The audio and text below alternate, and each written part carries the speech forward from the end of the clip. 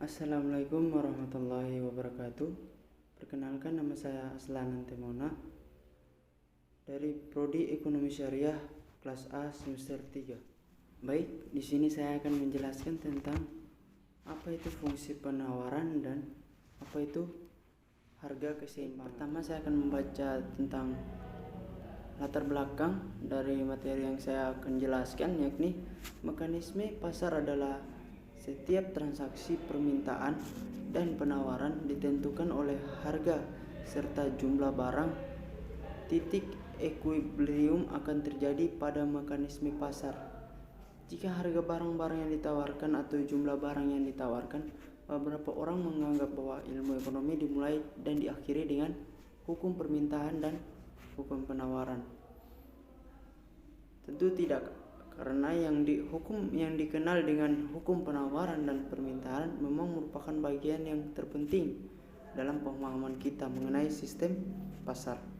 Pertama, kita perlu mengetahui terlebih dahulu apa saja yang mempengaruhi penawaran komoditi tertentu. Berikutnya, baru kita dapat melihat bagaimana penawaran bersama-sama menentukan harga serta bagaimana sistem harga itu secara keseluruhan memungkinkan sistem perekonomian bereaksi terhadap perubahan penawaran. Penawaran membantu kita dalam memahami keberhasilan sistem harga dan juga kegagalannya. Pertama, tentang pengertian penawaran, yaitu harga dari suatu produk ditentukan oleh keseimbangan antara tingkat produksi pada harga tertentu, yaitu penawaran, dan tingkat keinginan dari orang-orang yang memiliki kekuatan membeli pada harga tertentu, yaitu permintaan. Penawaran dalam ilmu ekonomi adalah banyaknya barang atau jasa yang tersedia dan dapat ditawarkan oleh produsen kepada konsumennya pada setiap tingkat harga selama periode waktu tertentu.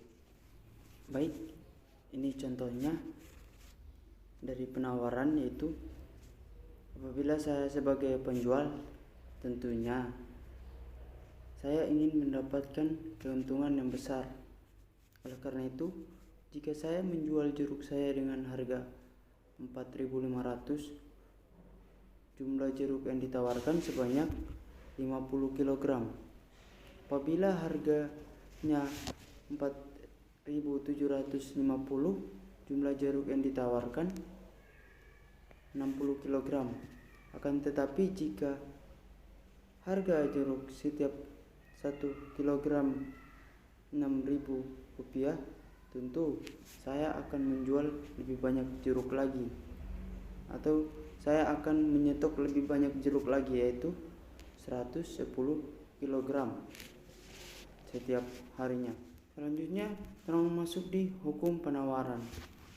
The law of supply adalah hubungan positif atau searah antara harga dengan jumlah barang yang ditawarkan. Berdasarkan hukum ini, apabila harga meningkat, maka jumlah barang yang ditawarkan juga meningkat. Sebaliknya, apabila harga menurun, maka jumlah barang yang ditawarkan juga menurun. Satu hal yang patut kita ingat, hukum ini berlaku apabila semua hal lain selain harga kita anggap tetap atau konstan. Hanya kurva penawaran atau supply curve adalah kurva yang menggambarkan hubungan antara harga dengan jumlah barang yang dijual atau ditawarkan pada masing-masing tingkat harga. Berikut ini contoh kurvanya. Baik, selanjutnya keberlakuan hukum penawaran, yaitu semakin tinggi harga, semakin banyak jumlah barang yang bersedia untuk ditawarkan. Sebaliknya, semakin rendah tingkat harga, maka semakin sedikit pula jumlah barang yang tersedia untuk ditawarkan. Hukum penawaran akan berlaku bila ada faktor-faktor lain yang memengaruhi penawaran tersebut. Dan contoh faktor-faktor yang mempengaruhi penawaran. Penawaran dan produksi mempunyai hubungan yang sangat erat. Hal ini yang mendorong dan menghambat kegiatan produksi berpengaruh Berikut ini faktor-faktornya. Yang pertama, harga barang itu sendiri. Kenapa? Apabila harga barang yang ditawarkan mengalami kenaikan, maka jumlah yang ditawarkan juga akan meningkat. Sebaliknya, jika barang yang ditawarkan turun, jumlah barang yang ditawarkan penjual juga akan turun. Misalnya contoh, jika harga sabun mandi meningkat dari 1.500.000 rupiah menjadi 2 juta rupiah, maka jumlah sabun mandi yang penjual tawarkan akan meningkat pula. Yang kedua, harga barang lain yang terkait,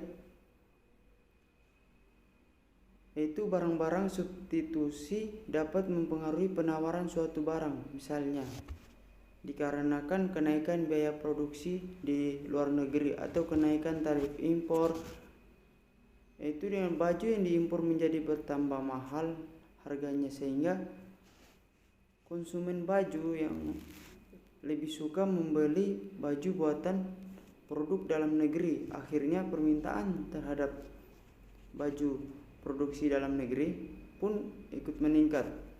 Kenaikan permintaan ini akan mendorong produsen dalam negeri untuk meningkatkan produksinya, sehingga penawaran baju meningkat. Dan juga secara umumnya dapat dikatakan bahwa apabila harga barang substitusi naik, maka penawaran suatu barang akan bertambah, dan begitupun sebaliknya. Sedangkan untuk barang komplemen, dapat dikatakan bahwa apabila harga barang komplemen naik, maka penawaran suatu barang berkurang, dan begitupun sebaliknya.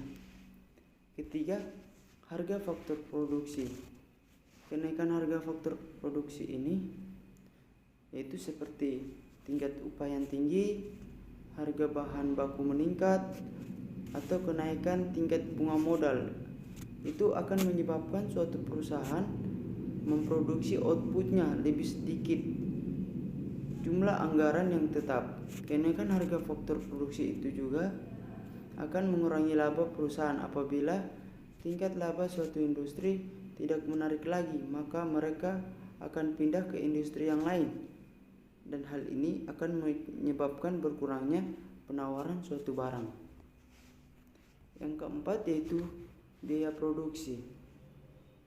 Biaya produksi berkaitan dengan biaya yang digunakan dalam proses produksi, seperti biaya untuk membeli bahan baku, biaya untuk gaji pegawai, atau biaya untuk bahan-bahan penolong dan sebagainya.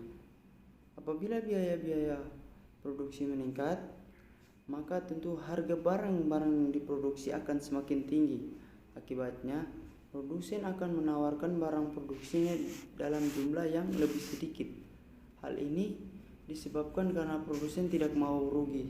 Begitupun sebaliknya, jika biaya produksi turun, tentu produsen akan meningkat jumlah produksinya. Dengan demikian penawaran pun juga ikut meningkat. Yang kelima yang terjadi sekarang yaitu kemajuan teknologi. Kenapa? Karena kemajuan teknologi berpengaruh terhadap besar kecilnya barang yang ditawarkan.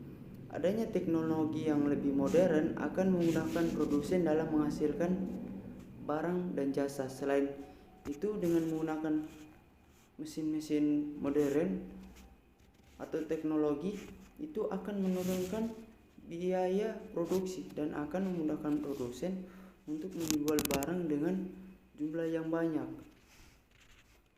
Terakhir, faktor pemerintah yaitu pajak. Pajak yang merupakan ketetapan pemerintah terhadap suatu produk sangat berpengaruh terhadap tinggi rendahnya harga. Jika suatu barang tersebut menjadi tinggi, akibatnya permintaan akan berkurang, sehingga penawaran juga akan ikut berkurang. Ketujuh, perkiraan harga di masa datang. Ini sangat mempengaruhi besar kecilnya jumlah penawaran, karena jika perusahaan memperkirakan harga barang dan jasa naik, sedangkan dilihat dari penghasilan masyarakat masih tetap, maka perusahaan akan menurunkan jumlah barang dan jasa yang akan ditawarkan. Akhirnya orang akan mengenal Apa itu fungsi penawaran? Fungsi penawaran adalah penawaran yang ditanyakan dalam hubungan matematis dengan faktor-faktor yang mempengaruhinya. Baik, selanjutnya yakni bentuk kurva penawaran dapat bergeser ke kanan jika jumlah barang yang diproduksi melimpah karena kemajuan teknologi atau karena laba yang diinginkan. Sebaliknya, kurva penawaran bergeser ke kiri jika produksinya menurun, seperti gambar yang ini.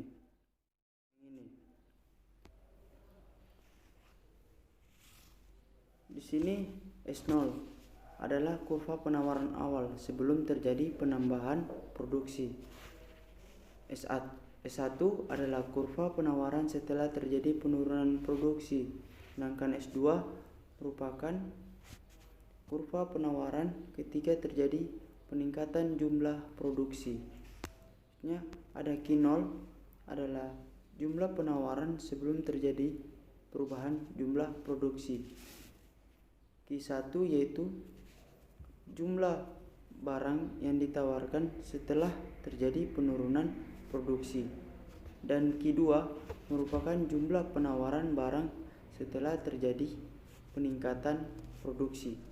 Baik, sini saya akan menjelaskan beberapa ciri-ciri kurva penawaran. Kurva penawaran sifatnya positif yang bisa dilihat dari hubungan antara harga dan jumlah barang. Apabila harganya naik, jumlah barang atau jasa juga akan meningkat.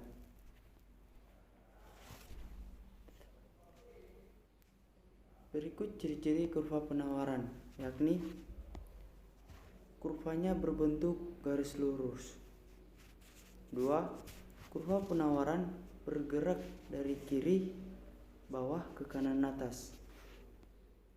Apabila kurvanya bergerak ke kanan, hal ini menandakan terjadinya peningkatan penawaran terhadap suatu barang atau jasa. 3. Harga dan jumlah barang mempunyai hubungan yang berbanding lurus. Artinya apa? Jika harga barang naik, tentu jumlah komoditas yang ditawarkan pasti akan meningkat. Sebaliknya, jika harga barang turun, jumlah komoditas yang ditawarkan juga akan menurun. 4. Kurva berselop positif karena kurvanya bergerak dari kiri bawah ke kanan atas, menunjukkan hubungan yang berbanding lurus antara harga dan jumlah barang. Selanjutnya, yang terakhir yakni bentuk fungsi kurva penawaran adalah I sama dengan A plus BP titik Q artinya jumlah barang yang ditawarkan, A adalah konstanta, B berarti kemiringan atau gradien, sedangkan P menunjukkan harga barang tersebut.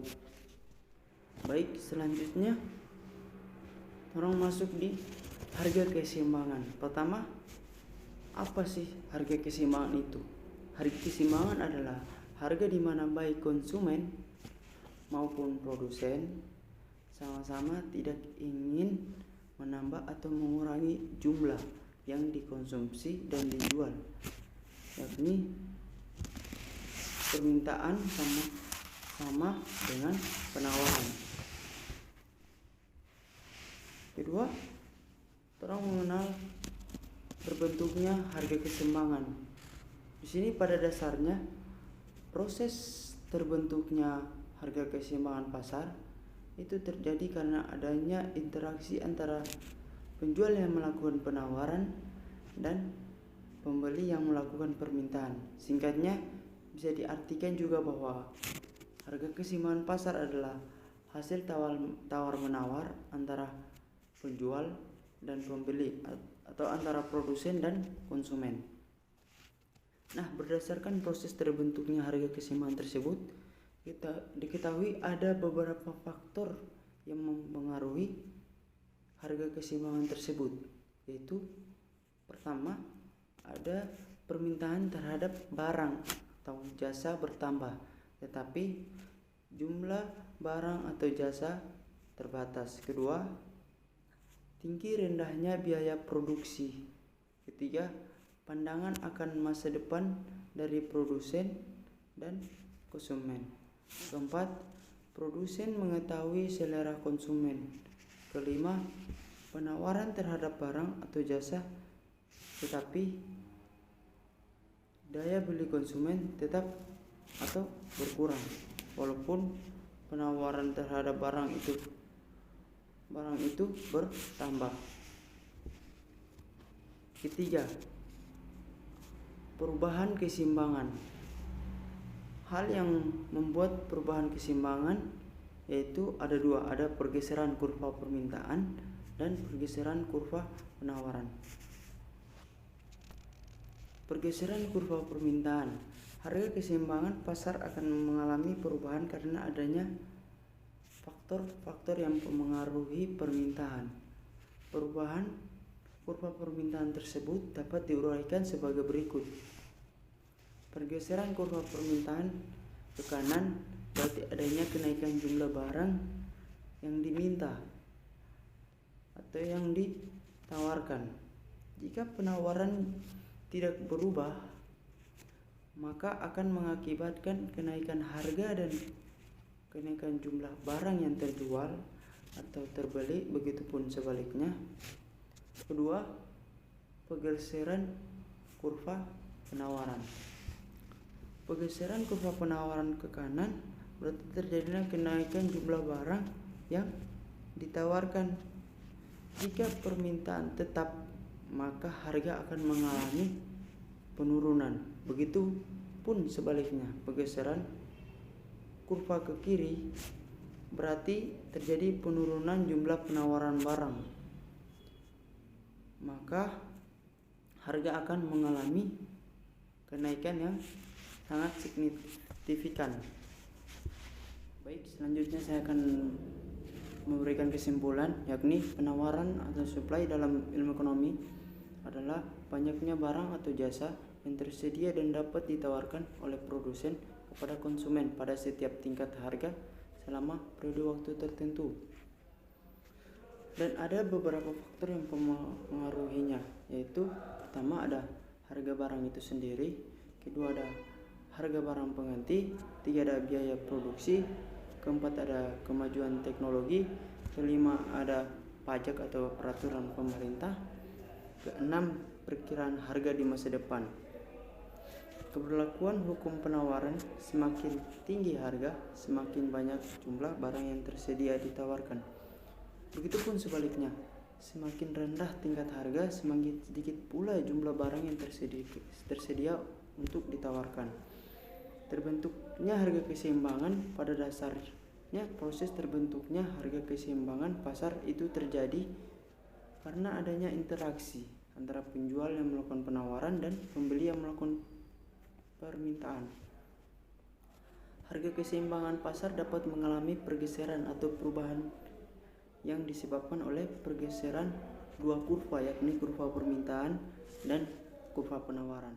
Baik, mungkin hanya itu penjelasan dari saya.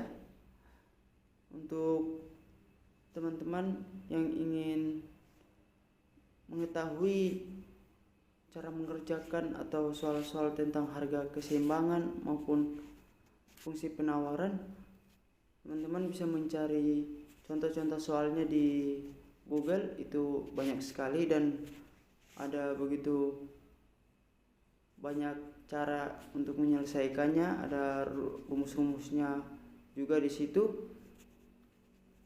Dan ya, itu cukup sekian dari saya. Sampai berjumpa lagi. Billahi taufiq wal hidayah. Wassalamualaikum warahmatullahi wabarakatuh.